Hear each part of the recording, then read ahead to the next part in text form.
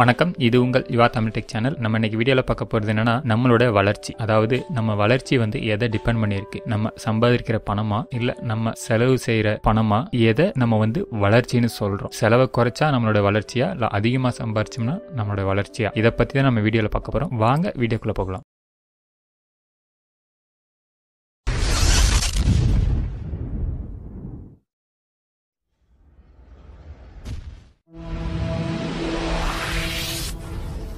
ஐயா, நீங்க வளர்றீங்களா அப்படின்னு கேட்டா உங்களோட பதில் என்னவா இருக்கும்? ஆமா, என்னோட வளர்ச்சி வருடத்துக்கு வருடம் அதிகமா தான் இருக்கு. பொருளாதார ரீதியா எனக்கு வருடத்துக்கு இன்கிரிமெண்ட் வருது, நான் என்னோட வருமானம் பெருகிக்கிட்டு தான் இருக்கு அப்படின்னு சொல்றாங்கன்னு வச்சுக்கோங்களேன். இப்ப இது ஒரு சின்ன கணக்கு பார்க்கலாம். இப்ப எக்ஸாம்பிள் சின்ன அமௌண்ட்டா சொல்றேன். 5000 ரூபாய் மாத வருமானம்னு வச்சுக்கோங்களேன். அவரு ஒரு கம்பெனில வேலை பார்த்துட்டு இருக்காரு. 5000 ரூபாய் சம்பளம் வாங்கிட்டு இருக்காரு மாசம். அடுத்த வருடம் அவருக்கு ஒரு 100 ரூபாய் இன்கிரிமெண்ட் வருது. சோ இந்த வருஷம் 5100 ரூபாய சம்பளம் வாங்குறாரு. இப்ப பாத்தீங்கன்னா அவரோட வளர்ச்சி பாத்தீங்கன்னா கண்டிப்பா அதாவது சேலரி வைஸ் இன்க்ரீஸ் தான் ஆயிருக்கு வரையில. ஆனால் அதற்கு அடுத்தபடியா நம்ம யோசிக்க வேண்டியது என்னன்னா, இந்த சம்பளத்தை வச்சு அவர் எப்படி குடும்ப நிர்வாகம் பண்றாரு அப்படின்னு பார்க்கும்போது, குடும்ப நிர்வாகம் பண்ணும்போது இந்த செலவுகளின் வளர்ச்சி அதிகமா இருக்கா குறைவா இருக்கான்னு நம்ம கணக்குல பார்க்கணும். இப்ப நம்ம வாங்கக்கூடிய விலைவாசிகள் எல்லாம், வாங்கக்கூடிய பொருட்களின் விலைவாசிகள் எல்லாமே வருடத்துக்கு வருடம் அதிகமா தான் ஆகுது. இதுல சராசரியா ஒரு வருடத்திலிருந்து அடுத்த வருடத்திற்கு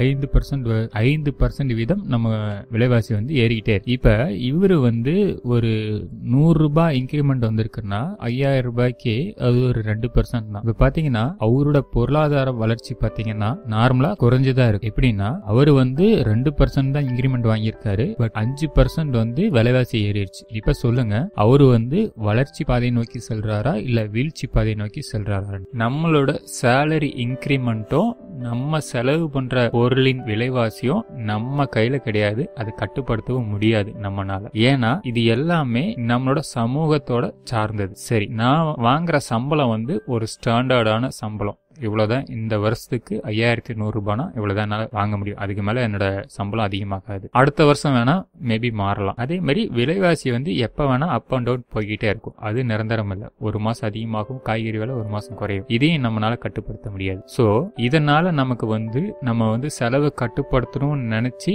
நம்ம ஏதாவது சிக்கனமா பண்ணணும்னா சில விஷயத்துல நம்ம மாட்டோம். இதுக்கு என்ன வழி அப்படின்னு பார்த்தோம்னா, நம்மளோட வருமானம் அதிகமா இருக்கணும். நம்மளுடைய ஊதியம் அதிகப்படுத்த முடியாது, ஆனா வருமானத்தை அதிகப்படுத்தலாம். அப்படின்னா என்ன? ஊதியம்னா என்ன, வருமானம்னா என்னன்னு கேட்டீங்கன்னா கண்டிப்பா இது ரெண்டு வேறு வேறு தான். உங்களுடைய சம்பளம் பிக்ஸ்டு, உங்களோட வருமானம் வேரியபிள். அதை நீங்க எவ்வளவு வேணா பெருக்கிக்கலாம். எப்படின்னா ஒரு குடும்பத்துல ஒருத்தர் தான் சம்பாதிக்கிறாரு, அவரு தான் ரன் பண்றாரு குடும்பத்தை அப்படின்னா அந்த வருமானத்தை எப்படி பெருக்கிறது? மேபி இன்னொருத்தர் வேலைக்கு போகலாம் செகண்டரியா. அந்த சூழல் இல்லைன்னா இந்த டெக்னிக்கை ஃபாலோ பண்ணலாம். இப்ப ஒருத்தர் சம்பாதிக்கிற அமௌண்ட் 5000 ரூபாய்னா அவரோட மாத வருமானம் எப்படி 10,000 பெருக்கிறது? இப்படி இந்த மாத வருமானம் 10,000 ரூபாவை பெருக்கிட்டோம்னா அந்த மீதி இருக்கிற 5000 பணத்தாலேயே சம்பாரிச்சுக்கிட்டு வருது. இதுதான் இதோட முக்கிய டெக்னிக். இப்ப நம்ம என்னதான் சம்பாதிச்சாலும் 5100 ரூபாய்க்கு மேல போக முடியாது ஒரு வருஷத்துக்கு. ஆனா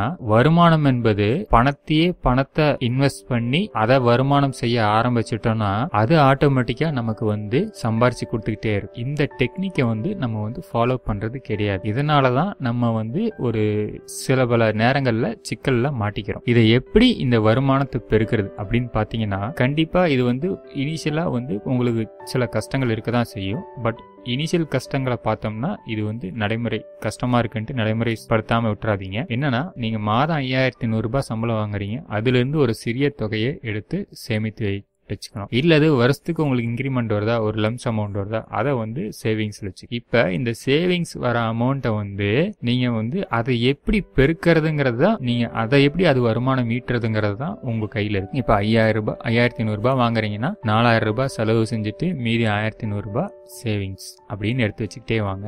லம்ஸ் அமௌண்ட் வந்ததுனாலும் அதை சேவிங்ஸ்ல வைங்க. ஃபர்ஸ்ட் நீங்க பார்க்க வேண்டிய ரூல் நீங்க வாங்குற சேலரி ஃபர்ஸ்ட் சேவிங்ஸ் எடுத்து வச்சுட்டு தான் நீங்க பட்ஜெட்டே போடணும். நீங்க பட்ஜெட் போடுறதுக்கு அப்புறம் சேவிங்ஸ் எடுத்து வைக்க கூடாது. அதுக்கப்புறம் வர எக்ஸ்ட்ரா வர அமௌண்ட் எல்லாமே சேவிங்ஸ்ல வச்சதுக்கு அப்புறம் நீங்க என்ன பண்ணணும்னா, இந்த சேவிங்ஸ் வச்சிருக்கிற அமௌண்ட் நீங்க கையில வச்சிருந்தீங்கன்னா கண்டிப்பா அது கையில தான் இருக்கும். அது உங்களுக்கு பெரிய வருமானம் ஈட்டி தராது. அதை எப்படி அந்த சேவிங்ஸ் அமௌண்ட் பெருக்கிறது, அந்த வருமானத்தை ஈட்டுறது அப்படிங்கிற அறிவியலை நீங்க கத்துக்கணும். சோ இந்த சேவிங்ஸ் அமௌண்ட்டை எப்படி நம்ம வந்து ஃபர்தரா நம்மளோட மந்த்லி இன்கம் இன்க்ரீஸ் பண்றதுக்கு அப்படிங்கிற சயின்ஸை வந்து நான் வரப்போற வீடியோல சொல்றேன். இந்த வீடியோ பிடிச்சிருந்தா மறக்காம லைக் அண்ட் கமெண்ட் பண்ணுங்க மற்றும் இந்த சேனலை சப்ஸ்கிரைப் பண்ணுங்க. நன்றி, வணக்கம்.